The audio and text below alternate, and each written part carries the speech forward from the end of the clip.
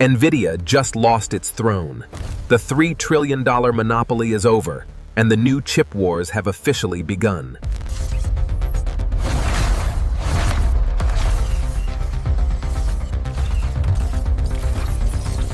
Let's get started with the details.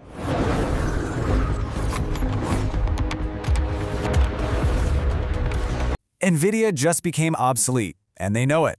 Now hold on, I know that sounds like a crazy thing to say about a company that's on top of the world, but we're not talking about the company vanishing. We're talking about their monopoly. That's what just became obsolete.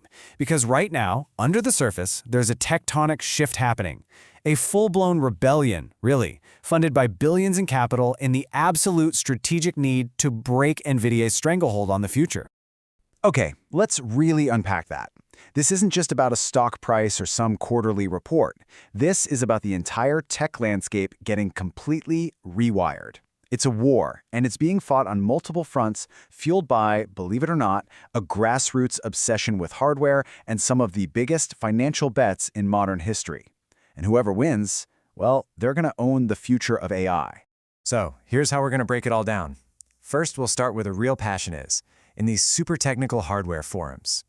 Then, we'll see how that niche world suddenly collided with a massive global supply crisis. After that, we follow the money, and I mean a tidal wave of it, and see how the tech giants themselves are fighting back. It all leads to one place, the declaration of a new kind of war. To really get what's happening, you have to go back to the source. And it's not some fancy boardroom. No, it's the online trenches, the forums where the true silicon fanatics have been living for years, places like AnonTech. This is the bedrock of the entire story. You know, for decades, while most of us just saw computer chips as these boring gray squares, these communities, they were obsessing over them. They live and breathe this stuff, debating specs, leaking rumors, and speculating about the next generation of processors years before they ever come out. They understood the power of this hardware long before it became the single most important resource on the planet. And this is not some tiny subculture. I mean, just look at these numbers from just one forum.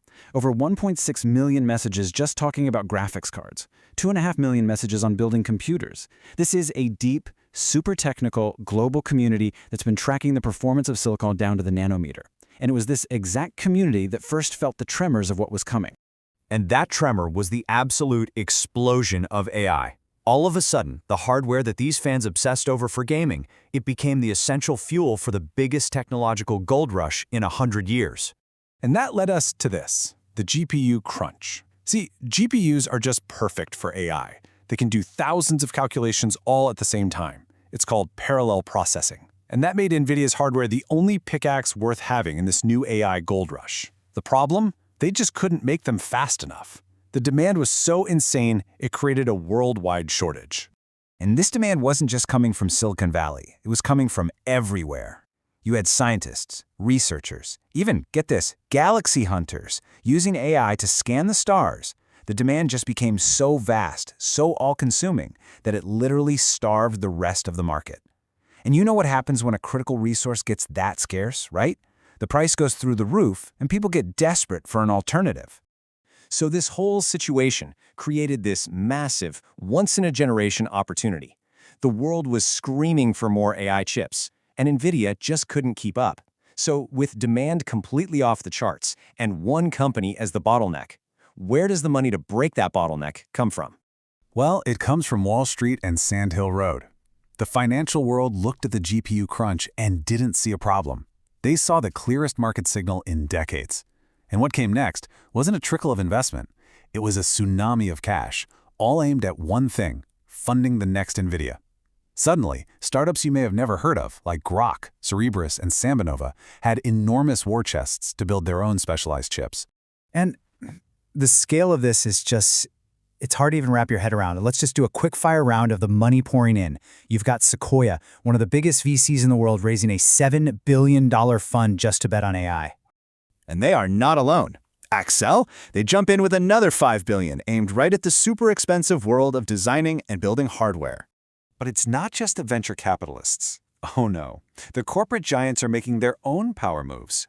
Amazon plows $5 billion into the AI lab Anthropic, a deal that basically guarantees a huge customer for its own cloud and for its own future chips.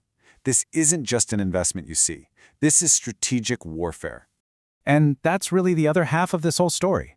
Because all the money in the world doesn't help if you're still stuck in line, waiting for someone else to sell you the parts you need. So the biggest players in the game? They decided to just stop waiting. They decided to take control of their own destiny. This slide right here shows you the fundamental shift in thinking. The old way was easy. You just bought your chips from Nvidia. But that meant you were dependent on them. You were totally vulnerable to shortages, and you were paying whatever price they decided to set. The new way? Build it yourself. Design your own custom silicon, perfectly tuned for your AI models, to squeeze out every drop of performance and, most importantly, control your own supply chain. And listen, this is not some what-if scenario. This is happening right now. Google officially threw down the gauntlet. They're not just a customer anymore. They are a direct competitor with their own custom AI chips. And they're not the only ones.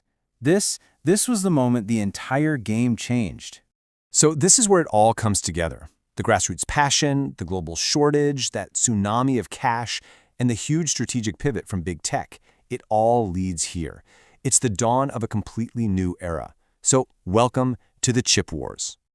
I mean, just look at how fast this all happened. Before 2024, Nvidia's dominance was basically untouchable. Then in 2025, the VC floodgates burst open, funding dozens of challengers. By April 2026, a titan like Google makes its move. The future is no longer a monopoly, it's a battleground. Okay, so what's the bottom line for you? Here are the key takeaways. 1. The AI gold rush created a supply crisis that broke the market. 2. There are billions, and I mean billions, of dollars betting against Nvidia right now. 3. The biggest companies in tech are done being customers, they're now competitors. And 4. The big one.